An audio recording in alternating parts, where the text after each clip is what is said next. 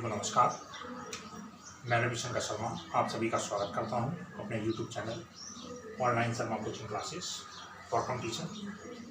आज हमारा विषय है भारत का भूगोल। देखिए, भूगोल के जो जनक हैं वो हेकेटियस हैं। कौन है? हेकेटियस।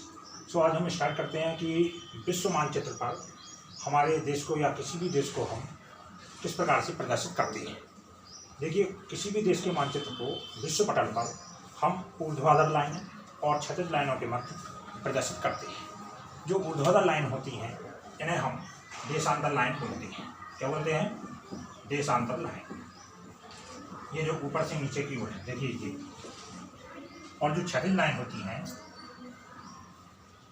इन्हें हम अक्षांशीय रेखाएं बोलते हैं। ये अक्षांशीय रेखा। वास्तव में ये क्षैतिज या ऊर्ध्वाधर नहीं होती है। ये जो हमारी पृथ्वी या गोलक को विभाजित करने वाली लाइन है, जो विषुवत रेखा के समांतर जाती हैं या ध्रुवों के अनुदिश जाती हैं, उन्हें हम अक्षांशीय रेखाएं बोलते हैं। और जो उसके लंबवत जाती हैं ऊपर से नीचे, उसको हम देशांतर रेखाएं बोलते हैं। तो जो हमारा भारत देश है इसको हम अक्षांशीय रेखाएं ये इन दोनों के मध्य विभाजित करते हैं। इस प्रकार से ये हमारी 8 डिग्री उत्तरी अक्षांशीय रेखा को प्रदर्शित करती है। जबकि इससे थोड़े ऊपर जाने पर हमारे देश की सीमा रेखा ये जो कन्याकुमारी में है, इसे हम पोवेनियन द्वीप भी बोलते हैं। इसकी जो स्थिति है एक्यूरेट वो क्या होती है? 8 डिग्री 4 मिनट उत्तरी अक्ष। जबकि ऊपर जाने पर ये जो रेखा है ये आपके 36 डिग्री उत्तरी अक्षांश को प्रदर्शित करती है। जबकि इसके ऊपर जो हमारी सीमा रेखा है ये किस चीज़ को प्रदर्शित करती है? 37 डिग्री 6 मिनट उत्तरी अक्षांश। अतः हम कह सकते हैं कि हमारा भारत देश का जो मैप है या मानचित्र है वो 8 डिग्री 4 मिनट उत्तरी अक्षांश से 37 डिग्री 6 मिनट उत्तरी अक्षांश तक स्थित है। जबकि ये देशांतरीय स्थिति में देखा जाए, जो ऊपर से नीचे लाइन है, तो इसको हम क्या बोलते हैं? भाई, ये 68 डिग्री देशांतर रेखा है और ये 96 पूर्वी देशांतर रेखा है। तो इन देशांतर रेखाओं में हम देखें तो इस 68 से थोड़ा सा आगे जाने पर ये जो बिंदु मिलता है ये 68 डिग्री 7 मिनट पूर्वी देशांतर को प्रदर्शित करता है। जबकि जो हमारा पूर्वी छोर है या पूर्वी बिंदु ये 97 डिग्री 25 मिनट को प्रदर्शित करता है। अतः ये हमारे भारत देश की स्थिति को देशांतर रेखाओं के बीच 68 डिग्री 7 मिनट पूर्वी देशांतर से 97 डिग्री 25 मिनट पूर्वी देशांतर तक स्थित करता है। अब हम देखते हैं कि जो हमारा देश भारत है इसके चारों शीर्ष बिंदु क्या है। देखिए, उत्तरी जो शीर्षतम बिंदु है ये तीनों देशों का संगम पॉइंट या त्रिवेणी केंद्र बोल सकते हैं। पाकिस्तान, भारत और चाइना, तीनों की जो सीमाएँ यहाँ मिलती हैं ये सियाचिन या काराकोरम के ऊपर है थोड़ा। इसको हम क्या बोलते हैं? इंदिरा कॉल। ये आपका इंदिरा कॉल नाम से जाना जाता है। ये उच्चतम उत्तरी बिंदु प्रदर्शित करता है या हमारे भारत का शीर्षतम बिंदु को प्रदर्शित करता है। जबकि जो दक्षिणतम पॉइंट है ये पहले कन्याकुमारी या पोवेनियन द्वीप से जाना जाता था। लेकिन वर्तमान समय में यूपीएससी की आप तैयारी करेंगे तो आपको मिलेगा कि ये जो बंगाल की खाड़ी में ये एक द्वीपमाला होती है या जो एक छोटे छोटे टापू निकले हुए हैं, अंडमान निकोबार द्वीपों को बोलते हैं, इसका जो सबसे निचलतम पॉइंट है इसको क्या माना गया है? इंदिरा पॉइंट। ये हमारा सबसे दक्षिणतम पॉइंट माना गया है। जबकि पूर्व और पश्चिम में देखा जाए तो आपका पूर्वतम बिंदु अरुणाचल प्रदेश के किस पॉइंट को? किबीथू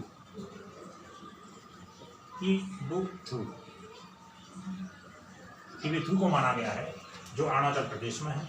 और आपका जो पश्चिमतम बिंदु है ये हमारे कच्छ के रन के पास या सरखरी एक स्थान है, वहाँ पर गौर माता या गौर मोता उसको माना गया है, गौर मोता को माना गया है। तो ये हमारी चारों दिशाओं के बिंदु इस प्रकार प्रदर्शित किए गए हैं। अब हम देखते हैं कि जो हमारे भारत की लंबाई और चौड़ाई है वो क्या है। देखिए, हमारे भारत के उत्तर से दक्षिण देखा जाए तो लंबाई टोटल 3214 किलोमीटर के लगभग, जबकि आपकी पूर्व से पश्चिम देखा जाए तो ये 2933 किलोमीटर के लगभग होती है। ये दूरियां एक्यूरेट नहीं हैं, इनको अप्रॉक्सीमेट लिया गया है, ये आपको ध्यान रखना है। ये आपको किताबों में लिखी मिल सकती हैं, किसी किताब में आपको 3216 भी मिल सकता है, तो इसमें आप कन्फ्यूजन ना हो, आप 3200 तक भी याद कर सकते हैं। तो ये आपकी बिंदु हैं, ये उत्तर से दक्षिण क्या होता है भाई 3214, और पूर्व से पश्चिम क्या होता है 2933। देखिए पूरब इसको बोलते हैं, पश्चिम इसको बोलते हैं, उत्तर और ये दक्षिण। अब हम देखते हैं कि हमारी जो भारत की तटीय रेखा है वो किस प्रकार है। देखिए तटीय रेखा क्या होती है, या हमारी सीमा रेखा क्या होती है, या स्थल रेखा क्या होती है। तो आप ये जो बाउंड्री देख रहे हैं, जो मैंने काफ़ी मेहनत करके ये भारत का मैप बनाया है, इसे बनाने में मुझे काफ़ी टाइम लगा और फाइनली मैं इसको बना पाया। देखिए इसकी सीमा रेखा को दो भागों में विभाजित किया गया है। एक वो सीमा रेखा होती है जो किसी देश को देश से अलग करती है, उसे हम बोलते हैं स्थल खंड या स्थल सीमा रेखा। देखिए जो यहाँ से ये स्टार्ट हुई है, ये जा रही है, जो स्थलीय भागों को अलग करने का काम करती है वो क्या कहलाएगी हमारी स्थल सीमा रेखा। जबकि एक ऐसी सीमा रेखा होती है जो जल क्षेत्र को किसी देश से अलग करती है या जोड़ती है, उसे कहते हैं जलीय सीमा रेखा। जो इस प्रकार नीचे आप देख रहे हैं, ये जलीय भाग मैंने भर दिया है, तो ये दर्शा रही है। तो भारत की ये जो टोटल सीमा रेखा है, ये भाई क्या है 22,716.6 किलोमीटर। आपको ध्यान रखना है, इसको आप परिमिति या परिमाप भी बोल सकते हैं कि भारत की जो परिमिति या परिमाप है वो कितना किलोमीटर है। इसके दो भाग होते हैं, एक होता है आपका तटीय और एक होता है आपका स्थलीय। देखिए स्थलीय सीमा रेखा क्या होती है, जो दो देशों को विभक्त करे।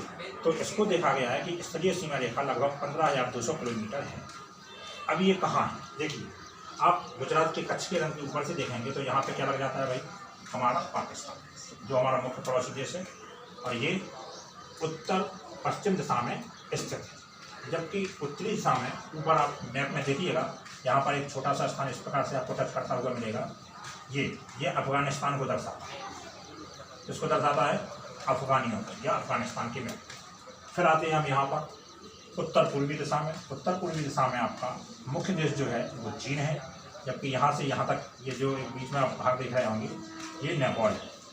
फिर ये आपका सिक्किम आ गया, सिक्किम और ये अरुणाचल प्रदेश के बीच में आता है आपका भूटान। अब इसके बाद आगे चलते हैं, ये ऐसे होते हुए यहाँ म्यांमार या बर्मा शुरू होता है भाई, म्यांमार। और ये जो एक छोटा सा देश है वो क्या है हमारा प्रिय पड़ोसी देश बांग्लादेश। बांग्लादेश के नीचे भी हम बताएंगे क्या है। तो हमारा जो भारत देश है वो ये पाकिस्तान, अफगानिस्तान, चीन, नेपाल, भूटान, बांग्लादेश, म्यांमार, इन सभी के साथ स्थलीय सीमा प्रकट करता है जो 15,200 किलोमीटर लंबी है।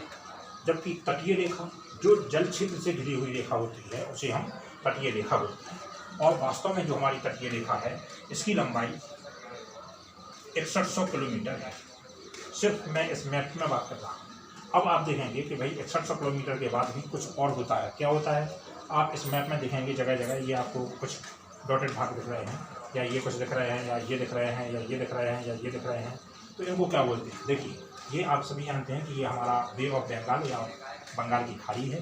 खाड़ी हम किसे बोलते हैं, जब कोई जल क्षेत्र किसी स्थल क्षेत्र में अंदर कोई धंसा होता है तो उसे हम मतलब खाड़ी बोलते हैं। या ऐसा क्षेत्र जो तीन ओर से स्थलाकृति से और एक साइड से जल से घिरा हो उसे हम खाड़ी बोलते हैं। तो बंगाल की साइड होने के कारण इसे बंगाल की खाड़ी बोलते हैं। और ये जो छोटे छोटे टापू दिख रहे हैं या जो हमारे लक्षद्वीप डैम के बीच में एक टापू है उसी के समान, इसको हम क्या बोलते हैं अंडमान निकोबार द्वीप समूह। इसका सबसे किनारा जो स्टार्टिंग पॉइंट है वो इंदिरा पॉइंट कहलाता है। यहाँ पर ये देख रहे हैं ये मालदीव है, जबकि ये हमारा लक्षद्वीप छोटे छोटे टापुओं का समूह है। और जो गुजरात के ठीक नीचे आपको दिख रहा होगा एक छोटा सा टापू मैंने ब्लैक पॉइंट से बनाया है, ये आपके द्वीप को प्रदर्शित करता है। जबकि इसके बगल में यहीं पर आपका दमन होता है, यहीं थोड़ा अंदर दादर नगर हवेली है। तो इस प्रकार से ये सब स्थित हुए हैं। अब आप देखेंगे कि ये क्या है, ये भी एक खाड़ी है, इसको बोलते हैं खंबात की खाड़ी। ये वाला जो क्षेत्र है ये खंबात की खाड़ी को प्रदर्शित करता है, जबकि ये वाला क्षेत्र कच्छ की खाड़ी को प्रदर्शित करता है।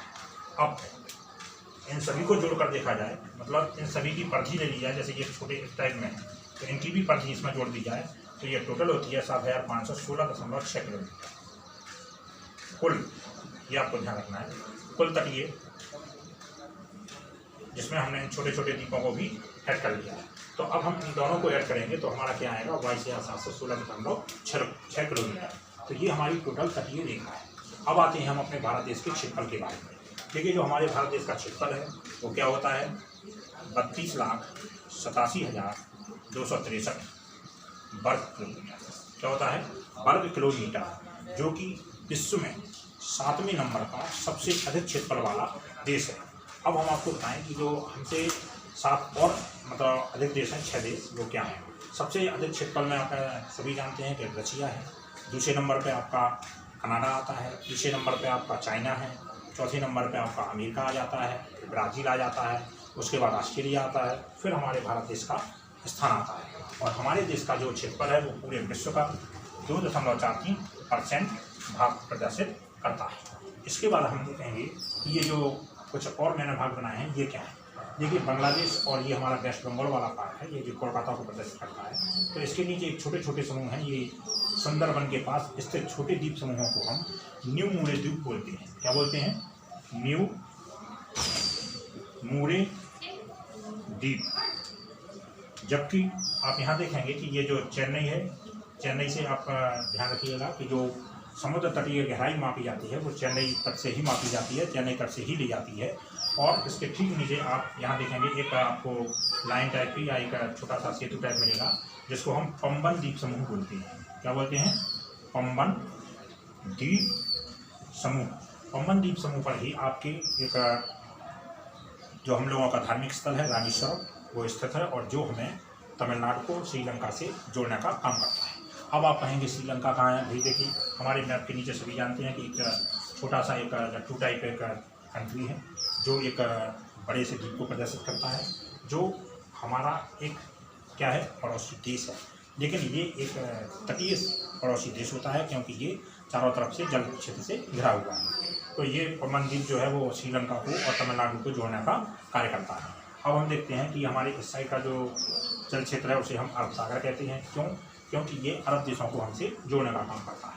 बंगाल के कारण इसको बंगाल की खाड़ी कहते हैं।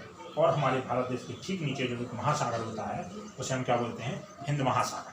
तो आपको ये भी ध्यान रखना है, दुनिया में भारत सिर्फ एक ऐसा देश है जिसका नाम हिंद महासागर के आधार पर हिंदुस्तान रखा गया। अब भारत के नाम पर आती है, भारत का नाम जो है एक प्राचीन कथाओं में अपना पड़ा होगा कि जो आर्य एक राजा थे, जो महान राजा हुए महाराजा भरत, उनके नाम के आधार पर ही हमारे देश का नाम भारत पड़ा। जबकि इतिहास कहता है कि ईरानियों ने सिंधु नदी को हिंदू नदी के नाम से पुकारा और इस देश को हिंदुस्तान कहा। जबकि जो ईरानियों के बाद यूनानी आए, यूनानियों ने सिंधु नदी को इंडस नदी कहा और इस देश को इंडिया कहा और इसमें रहने वालों को इंडियंस को कहा। तो ये हमारे देश के नाम के संबंध में कुछ जानकारी है। इस के अलावा जो भी हमारा और इससे रिलेटेड कुछ क्वेश्चंस बनेंगे, ये क्वेश्चंस हम आपको नेक्स्ट वीडियो में प्रोवाइड कराएंगे। और ये आप जितने भी मैंने क्वेश्चन बताए हैं ये सभी आप ध्यान रखिएगा, ताकि आप किसी भी कंपटीशन से भूगोल से संबंधित या भारत के भूगोल से संबंधित क्वेश्चनों को आसानी से कर पाएँ। मैं आपको संपूर्ण भूगोल से संबंधित या किसी भी सब्जेक्ट से संबंधित वीडियो लगातार प्रोवाइड करवाता रहूँगा। अगर आपको मेरा द्वारा बनाया गया या मेरे द्वारा बनाई गई वीडियो पसंद हो तो आप इसको सब्सक्राइब कीजिए, लाइक कीजिए, और जो भी आपको फीडबैक देना हो वो आप लिख सकते हैं। इसके अलावा आप सभी जानते हैं कि जो हमारे भारत देश की खोज की गई थी वो वास्को डी गामा ने कब की थी, 1498 में। तो ये भी आपको ध्यान रखना है। अब हम इसको खत्म करते हैं। ठीक है भाई, सभी को नमस्कार, जय हिंद, और मेरी तरफ से सभी को मित्रता दिवस की हार्दिक शुभकामनाएं।